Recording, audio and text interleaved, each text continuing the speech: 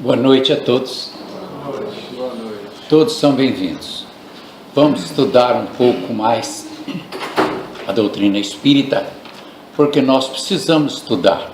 Cabe ao Espiritismo esclarecer a humanidade e dar um novo rumo, o rumo verdadeiro, que nós deveríamos já saber há muito tempo, mas infelizmente nós não atingimos o grau de sensibilidade suficiente para conhecer a doutrina. Só busca o Espiritismo aquela pessoa que já atingiu um certo grau de entendimento, de evolução espiritual. Os que ainda não chegaram nesse grau recusam, dizem que não querem, que não aceitam, mesmo não tendo certeza das doutrinas que praticam, insistem em recusar o Espiritismo. Certa vez, no hospital de aeronáutica, estava um amigo nosso internado e ele frequentava esta casa e ele recebeu a visita de um oficial que era muito simpático a ele. E o oficial viu o livro Evangelho segundo o Espiritismo e o Livro dos Espíritos na cabeceira e disse: "Você então é espírita?" Ele disse: "Sim, senhor." "Ah, eu não concordo com isso." Logo veio a crítica. Ele disse: "Por que o senhor está criticando?" "Porque isso é um absurdo." Ele: "Que coisa triste. É o senhor criticar aquilo que o senhor não conhece." "Eu tenho cara de tolo?" "Claro que não. Então, o senhor acha que eu estudo uma doutrina e sou tão tolo de aceitar uma doutrina que não represente verdade?" E ele ficou assim, um pouco acanhado e disse: "Vamos fazer um trato. O senhor não critique mais o Espiritismo, mas antes eu convido o senhor a estudar todas as religiões que estejam ao seu alcance, todas as filosofias religiosas que o senhor conseguir. Depois estude bem o Espiritismo. Depois volte comigo. Vamos verificar o que o senhor vai dizer." Aí ele disse: "Isso é um desafio?" "É. Eu vou passar nesse desafio." E assim fez. Ele não demorou muito não. Ele voltou 6 meses depois e disse: "Meu amigo, eu tiro o chapéu para a sua doutrina." Ele: "Minha não. O Espiritismo não é meu, não é de ninguém, é da natureza, de Deus. É uma revelação divina, não é religião. Está contando a nós essa revelação, como funciona a vida, o que é a vida, por que da vida, por que estamos aqui, qual a razão de viver. O senhor vai descobrir isso, pronto. Então isso não é religião, não foi criado por homens." Aí ele: não, eu já estudei a doutrina, não toda, mas li o máximo que pude, os livros básicos, depois as outras eu já conhecia em sua grande maioria, conferi e vi que você tem razão. Só que eu vou te confessar, eu não me sinto preparado para me entregar à prática do Espiritismo, mas reconheço que está correta essa maravilhosa doutrina." Ainda bem que ele reconheceu, não é?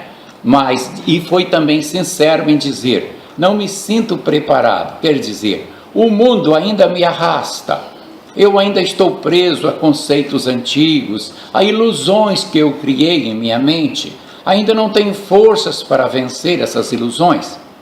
Mas é claro, se ele insistir na prática da doutrina, com o tempo, todas essas ilusões desaparecem. Então, nós convidamos a todos a virem aqui domingo, 5:30 da tarde, estudar a doutrina conosco, tirarem as dúvidas. Quantas dúvidas surgem em casa? Pergunte, venha e diga o que acontece assim, o que acontece assado, o que acontece com o espírito quando se comporta dessa maneira, uma pessoa quando age, todos os questionamentos possíveis nós anotaremos. Se nós não tivermos a resposta dentro da doutrina, nós vamos indagar aos espíritos. E se não conseguirmos, nós vamos orar até encontrar a resposta. Tá? Fiquem tranquilos. Convido a todos, estudem a doutrina. Quanto mais estudarmos a doutrina, mais fé nós construímos em nós. Hoje é quinta-feira santa, ou seja, a quinta-feira que antecede a sexta, que Jesus foi crucificado. Nesta quinta-feira, antes, é claro, da sexta-feira fatídica, houve alguns acontecimentos que Jesus provocou, trazendo também lições para a humanidade. Um deles é a lavagem dos pés, a cerimônia do lava-pés. Jesus resolveu lavar os pés dos seus discípulos por demonstração de humildade, demonstrando ele que, como espírito maior, como governador do planeta, como o espírito mais puro que nós temos notícia no planeta Terra, Jesus, ele se humilhou, mostrou que nós devemos servir um ao outro, nos preocupar com o que o outro está passando em graus de dificuldade, estarmos prontos a servir independente da nossa posição social. Tá? Então, o gesto de Jesus no lava-pés representa o exercício da humildade. É lamentável que muitas religiões pratiquem esse ato através de um cerimonial, e eu já vi alguns religiosos praticando, lavando, e ao oscular, ou seja, ao beijar o pé do voluntário que se ofereceu para entregar seus pés, para lavar, para que o sacerdote, o religioso, imite Jesus naquele gesto, eu observei que o religioso beijava o pé com certo asco. De que adianta então ir praticar um cerimonial desse, mas lá no fundo do coração não estar totalmente preparado? Porque eu duvido que Jesus tenha lavado e beijado os pés dos apóstolos, demonstrando asco, porque ele era um espírito puro, avançadíssimo, e demonstrou total exemplo de humildade. Este ato representa humildade, a necessidade de exercitar a humildade.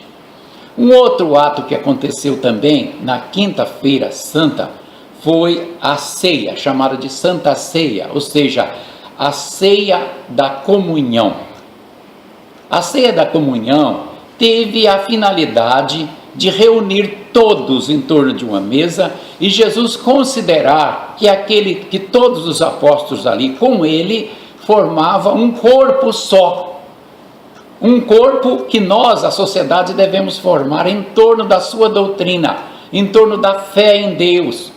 É tanto que ele dividiu o pão em pedacinhos e distribuiu para os apóstolos, diz: tomai e comei este pão, que é o meu corpo. Quer dizer, a partir de agora, todos nós vamos formar um só corpo, representado por esse pedacinho de pão, e que nós não devemos nos dividir, e sim nos unir, nos mantermos unidos sobre a sua doutrina, sobre a fé.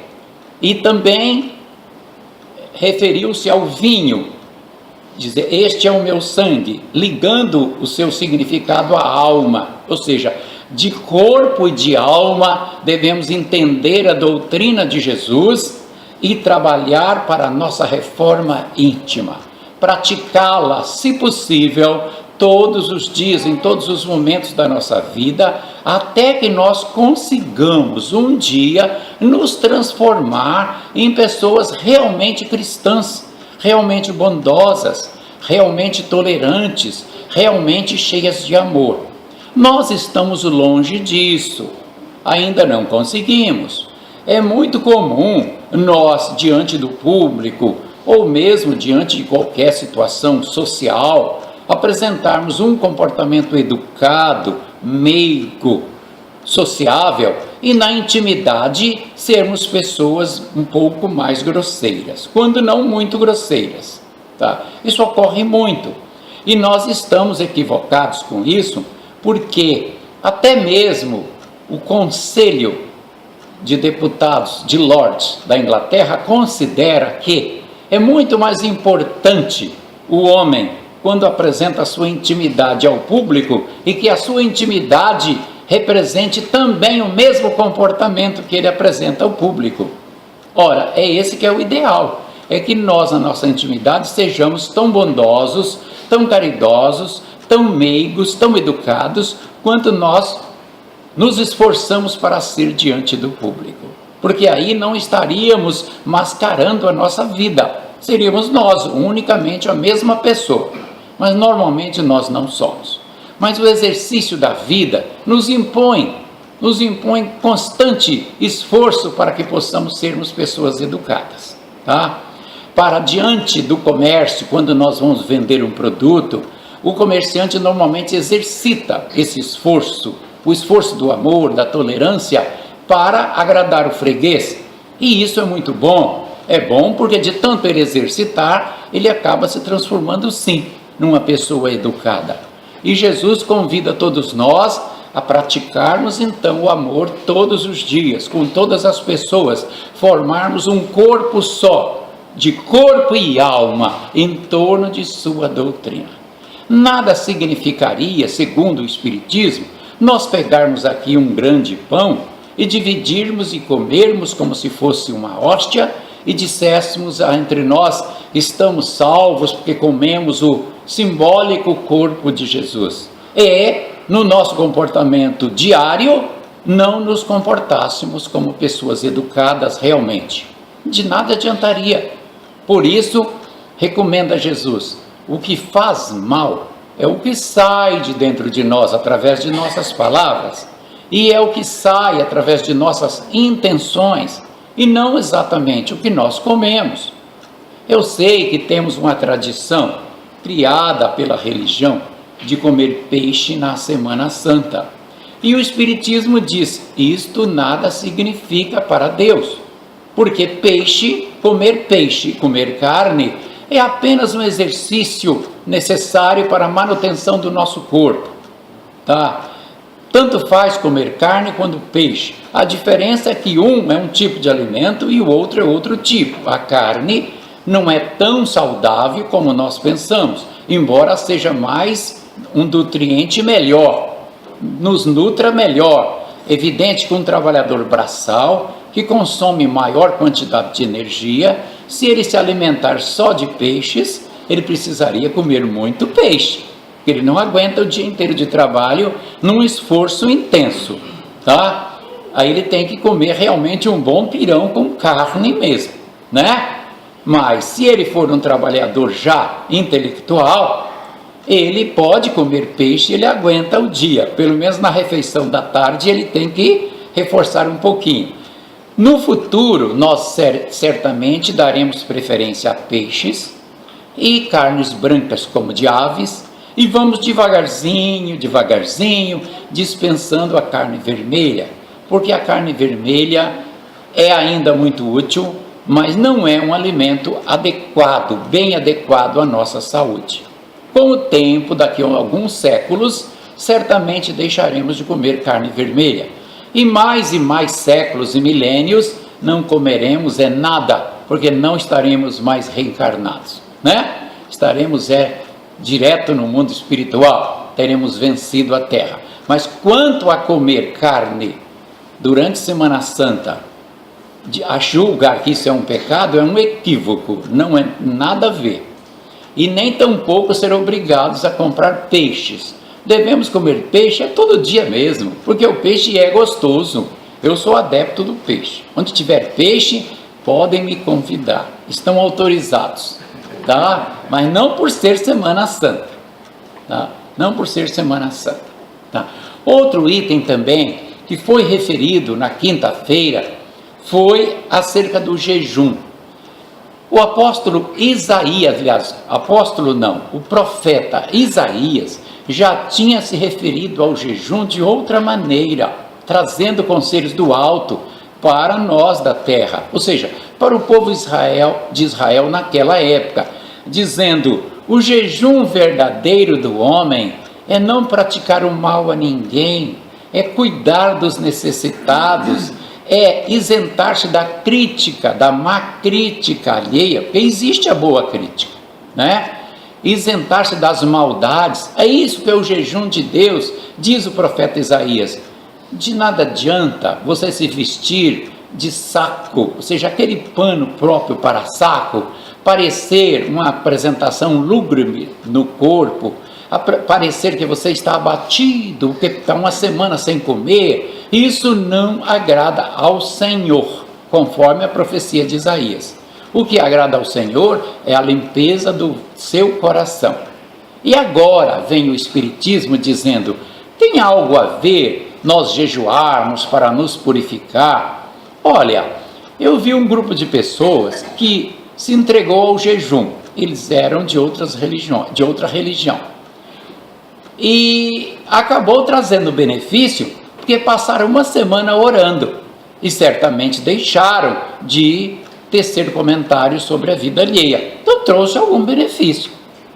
Tá? Às vezes é bom diminuir a alimentação para que o corpo também consiga uma melhor circulação sanguínea, uma melhor saúde, né? Mas nada tem a ver agradar a Deus com jejum de alimentos. Não. O que agrada a Deus é o comportamento educado, amoroso, o comportamento caridoso que nós devemos ter no nosso dia a dia. É só isso que agrada a Deus, porque estamos aqui para melhorar o nosso espírito, promover a evolução do nosso espírito. A evolução do nosso espírito se promove lutando contra as nossas imperfeições morais, lutando contra nós mesmos, contra as nossas más tendências. Examinando, eu tenho a mania de criticar à toa, vou diminuir isso até eliminar, tá? Eu tenho uma mania de me aborrecer por pouca coisa, eu sou muito orgulhoso. Qualquer crítica, eu já fico com orgulho elevado, querendo dar o troco. Que isso? O meu orgulho está muito alto, ou seja, o meu melindre está demonstrando, o grau de melindre está demonstrando o grau de orgulho. E o melindre é a aura do orgulho. Tá? Isso que agrada a Deus. Em aspectos gerais, precisa então a humanidade entender por que está aqui, como funcionam exatamente as leis de Deus. Infelizmente, não há ninguém que compreenda as leis de Deus plenamente se não estudar a doutrina. Há pouco tempo atrás, há uns poucos anos atrás, infelizmente, um Papa, o Bento XVI, teceu um comentário infeliz sobre os desastres que aconteceram na Polônia e na Alemanha, enfim, toda a Europa, contra os judeus. Os judeus foram oprimidos, massacrados, e outras comunidades também. E ele disse: onde estava Deus que não socorreu esse povo? Onde estava Deus que permitiu um massacre destes? Ora, isso virou até costume dizer assim. Mas, assistindo um pedacinho da novela Velho Chico, eu vi que o dramaturgo Benedito Rui Barbosa também teceu o mesmo comentário, porque na novela, quando assassinaram o capitão Ernesto, a mulher dele, desesperada, e muito bonita a interpretação daquela atriz, eu concedo nota 10, da interpretação exemplar dela, ela disse para o padre, em diálogo com o padre, disse: padre, me responda, onde estava Deus que permitiu assassinar o meu Ernesto? E o padre disse: esta pergunta eu também já fiz muitas vezes e nunca encontrei respostas. Bem, a resposta está com a doutrina espírita. É que existe uma lei no universo chamada livre-arbítrio. E Deus a concedeu para que o espírito humano progredisse. Nós temos o livre-arbítrio. As coletividades, as individualidades, tanto faz, são livres para agir. Se nós quisermos agirmos de maneira violenta e tirar a vida de alguém, podemos. Deus não vai intervir. Não, nós somos livres. Se um país quiser agredir o outro, pode agredir. Deus não vai intervir. As pessoas são livres, os povos são livres. Porém, existe a outra lei que diz, e Jesus se referiu, a semeadura é livre, mas a colheita é obrigatória. Portanto, todo aquele que oprime vai ter que colher os maus frutos da sua opressão aos seus irmãos. Todo aquele que humilha, todo aquele que critica, todo aquele que comete qualquer ato desairoso contra alguém, vai receber de volta o sofrimento adequado para ele se corrigir. Se registra em nós todas as atitudes, tanto faz ser atitudes individuais quanto atitudes coletivas. Hão de dizer alguém que estuda um pouquinho mais, há de perguntar: então Deus nos deixa à mercê do mal? Não, Deus não nos deixa à mercê do mal, porque Jesus recomendou assim: vigiai e orai sem cessar, para que não entreis em tentações. E nós não costumamos vigiar e orar sem cessar. Não, nós não fazemos isso. Existe também outra lei que o Espiritismo explica, a lei da sintonia. Há uma sintonia entre nós. Nós construímos em nós uma sintonia de acordo com as nossas atividades que tivemos em encarnações pretéritas e este pedaço de encarnação já vivido até aqui. Então nós produzimos em nós uma sintonia. Outros dias eu dei um exemplo. Havia um casamento marcado no mundo espiritual. Um rapaz programou casar-se com uma determinada moça aqui na Terra, quando é evidente chegasse na idade programada. E o moço nasceu em Macapá, e a moça nasceu numa família do Rio Grande do Sul. Mas eles vão ter que se encontrar, está programado. Se eles vão se casar, eles vão decidir, não são obrigados, mas vão se encontrar. E assim ele sentiu uma necessidade imensa de ir ao Rio Grande do Sul, e lá ela também sentiu uma necessidade imensa de ir a determinado local onde estava o rapaz, e se encontraram, e acabaram se simpatizando por causa da sintonia, e se casaram. A mesma coisa ocorre conosco quando nós nos colocamos num determinado lugar e sofremos a opressão de alguém, num determinado país, reencarnamos num determinado país, no seio de uma determinada comunidade que vai sofrer a opressão de outra. A mesma coisa. Nós trazemos em nós a sintonia das nossas atitudes. Então aquelas pessoas que foram oprimidas na Europa, elas tinham karma e precisavam passar. Se não tinham karma, elas entraram naquela sintonia, praticaram atitudes que levaram elas a entrar naquela sintonia. E também, antes de chegar a opressão sobre elas, elas não mantiveram o hábito da oração. Às vezes não está nem previsto que ela seja oprimida, mas ela se põe na frente de um futuro opressor, de um futuro agressor, e acaba recebendo a agressão, porque ela entrou, ela provocou uma sinergia. Ela sempre deu causa, não é Deus que permitiu. Dizer, faça nessa pessoa que eu permito. Não, ela está sujeita a leis universais. E essas leis fazem com que ela se ponha lá naquela situação. Dei um outro exemplo. Por exemplo, o rapaz no Rio de Janeiro, que invadiu uma escola com arma na mão. E lá, se não me equivoco, ele tirou a vida de 8 estudantes. Por aí, 8 ou 10, não me lembro o número exato, mas foram vários. E um sargento da polícia conseguiu contê-lo. Mas antes disso, ele chegava na sala de aula com o revólver na mão, olhava para os meninos e meninas e ficava escolhendo. E quando ele olhava para uma determinada criança, ele dizia, você não. E olhava para o outro, você sim. Pam, matava. Você vai dizer, quer dizer que quando ele dizia, você não, é porque aquele menino não estava na sintonia dele. Isto, exatamente. Aquele menino não tinha dado causa ainda para chegar a merecer aquela agressão. Ah, é assim que funciona? É!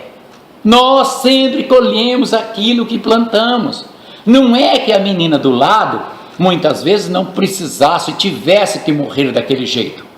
Ela podia ter um karma de morrer daquele jeito, mas ela podia não ter, mas ela estava na sintonia da prática do mal, que ela também já tinha praticado de outras maneiras, e o rapaz viu, entrou na sintonia dela e praticou o mal contra ela, contra todos ali que ele ceifou a vida.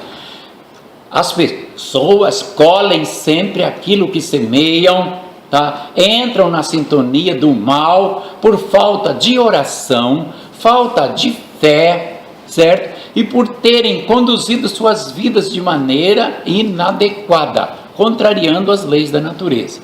Vai vivendo uma vida de qualquer jeito, não ama ninguém, é um egoísmo exagerado, e sempre as respostas é: dane-se, não é comigo.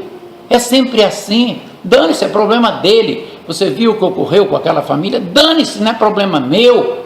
É sempre um coração cheio de egoísmo e de ódio que a humanidade exala, demonstra, tá? Aí depois diz: por que isso acontece comigo?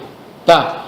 Ocorre o seguinte: a pessoa que anda em boa sintonia, ela pode até ser assaltada, sim, mas dificilmente ela é agredida, dificilmente alguém dispara um tiro contra ela, tá? Se acontecer de disparar, porque ela estava na sintonia de receber aquele mal. Dificilmente.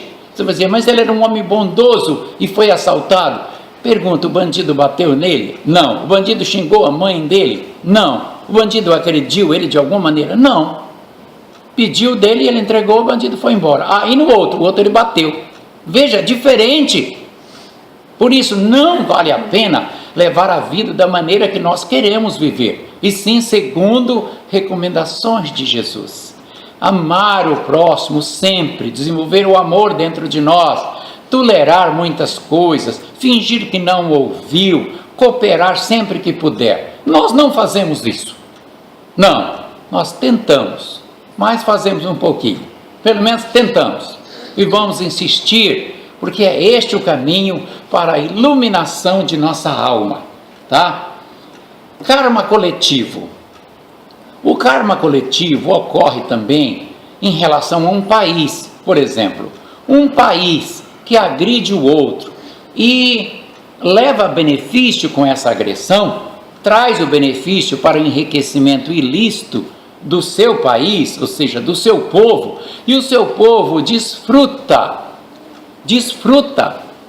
do que aquele agressor conquistou, e o povo assume um karma coletivo. Este país vai ter que corrigir seu karma mais cedo ou mais tarde. Segundo a mensagem que Pietro Baldi recebeu, ele disse que o Brasil praticamente não possui karma coletivo, com exceção de um que os historiadores julgam, não se tem certeza. Pelo menos eu não tenho, mas os historiadores dizem que na época da guerra entre Brasil e Paraguai, o Conde gostaram do francês, né? Exagerou e acabou atingindo algumas comunidades inocentes do país vizinho. Então, se aconteceu isso, o Brasil assumiu um karma coletivo e que precisa resgatar. Mas, por outro lado, eu acredito que o Brasil já até resgatou esse karma, porque já beneficiou muito também os nossos vizinhos, construindo para eles, sem o gasto de um tostão, a hidrelétrica de Itaipu. Hoje eles têm uma renda enorme de uma hidrelétrica que eles não construíram, apenas permitiram que o Brasil construísse, e outros tantos benefícios que o povo brasileiro já ofertou aos nossos irmãos paraguaios. Portanto, eu acredito que o nosso karma coletivo, se ele ocorreu com o Conde já está resolvido, espero que sim. Mas segundo o Pietro Baldi, a Europa está repleta de karmas coletivos. E cada país funciona como se fosse uma pessoa. Se uma pessoa agride a outra, fala mal da outra, leva prejuízo a outra, deixa de atender a outra num caso extremo, que também deixar de agir também é erro, certo? Ela assume um karma. E o país também assume, a coletividade também assume. Quando a coletividade, por exemplo, um grupo de pessoas se une e exacerba e pratica o mal, depois é preciso corrigir este erro juntos, na mesma coletividade. E ocorre que séculos se passam e esses espíritos já estão dispersos pelo planeta todo e eles precisam se reunir tudo num determinado acontecimento para passar aquela dificuldade semelhante e resgatar a dívida, tá? Oremos para que nós não caiamos em karma nenhum, principalmente karma coletivo.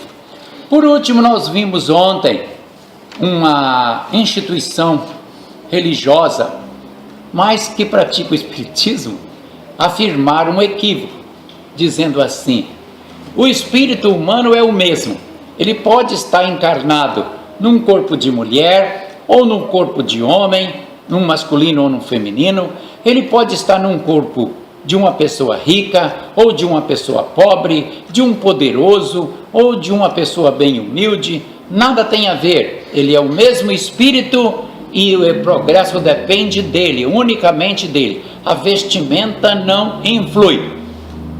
Aí eu pergunto aos espíritas antigos, a vestimenta influi? Influi, e influi muito. É um grande equívoco dizer que vestimenta não influi.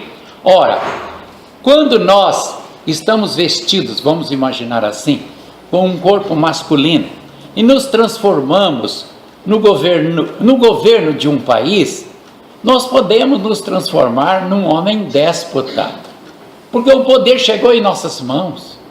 Quando estamos com poder, nós somos um. Quando nós estamos sem poder, nós somos outro. Nós podemos nos tornar muito orgulhosos, abusados, atrevidos, agressivos, impiedosos, porque estamos com poder, o mesmo espírito agora num corpo, certo? Mas se esse mesmo espírito vier num corpo, e esse corpo tiver um karma, ou seja, o espírito tiver um karma de passar uma vida de mendicância, ele não vai ter a mesma chance de exercer o orgulho que ele exerceu, a violência que ele exerceu, né? Falta de amor. Ele vai agir diferente, porque as pessoas programam situações diferentes, em corpos diferentes, em época diferente. Por quê? Para corrigir erros que ela absorveu. Por que uma pessoa se transforma numa pessoa muito orgulhosa? Por quê? Raciocínio. Porque a pessoa cai numa determinada situação que ela se julga grande. Por exemplo, nasce filho de uma família muito rica e desde cedo o menino aprende a conviver com a riqueza da família, ele cresce e dá continuidade administrando aquele império familiar. Se ele for propenso a desenvolver o orgulho, ele será um grande orgulhoso. Vai rir dos outros à toa, não vai sentir a dor alheia, vai debochar de quem sofre porque ele não conhece a dor e não tem sensibilidade. Aí noutra encarnação ele programa uma vida de muita dificuldade financeira para ele eliminar aquele orgulho. Então a vestimenta carnal influi? Influi sim, muito. E é por isso que nós trocamos de vestimenta. Estamos num corpo às vezes de mulher numa encarnação e noutra estamos no de homem, e em vários papéis desempenhamos, tudo para educar o nosso espírito. O bom mesmo é, sabendo disso, conforme a doutrina espírita nos informa, é nós, mesmo se acontecer de nós viermos numa situação de poder, nós não exagerarmos, nos mantermos educados, humildes, tranquilos, mesmo tendo poder em mãos. Diante de muita riqueza material, também da mesma forma.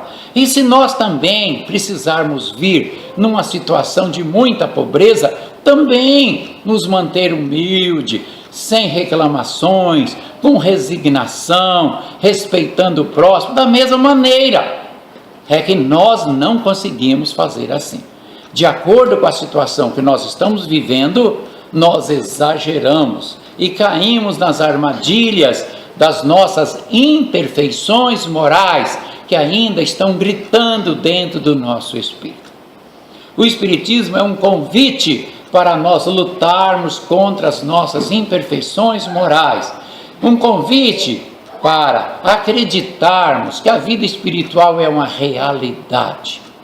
Que nós, ao sairmos do corpo, vamos, se tivermos méritos, imediatamente sermos convidados. Vamos para a nova vida. Vamos para onde? Vamos perguntar aos mensageiros que vão se apresentar. Para o mundo espiritual, ou seja, para a cidade espiritual, onde você vai se tratar, se recuperar e trabalhar, participar da vida bonita, aprender mais e mais, até você se iluminar. Aí nós vamos felizes, se tivermos méritos. Se não tivermos méritos, eles não vão vir nos buscar. Porque ninguém orou por nós, nós não tínhamos méritos. Nós também não oramos, porque nós não tínhamos o hábito da oração. Nós nunca secamos nenhuma lágrima, nem o nosso espírito chamado espírito protetor.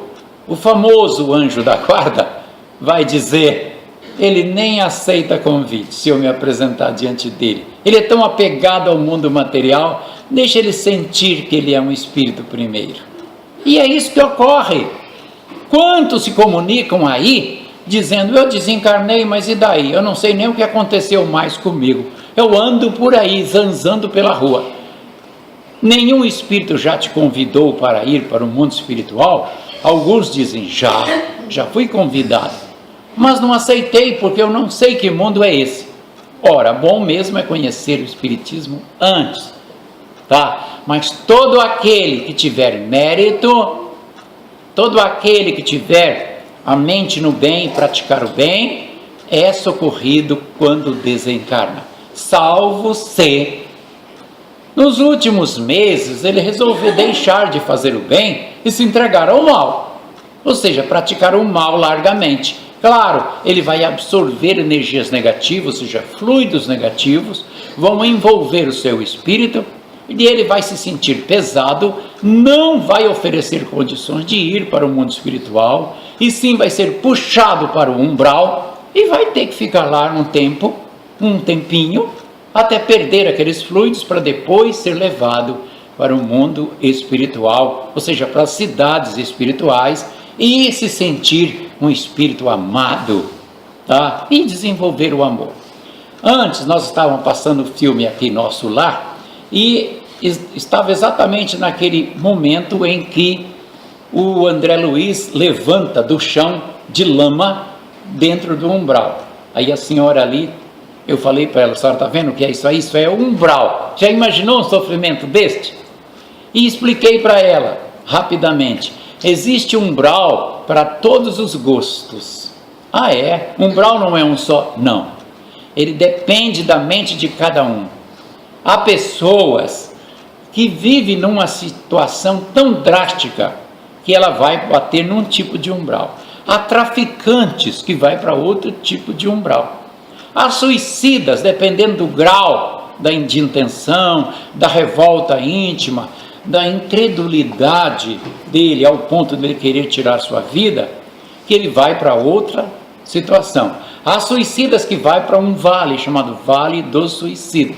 Enfim, há vários tipos de umbrais, de sofrimentos provocados pela nossa mente doentia. Para que a mente não fique doentia, devemos praticar o Evangelho, praticar a caridade, vir à casa espírita para formar um corpo só, como Jesus convidou, um corpo unido em busca da verdade e desenvolver o amor dentro de nós com muita fé. Muito obrigado.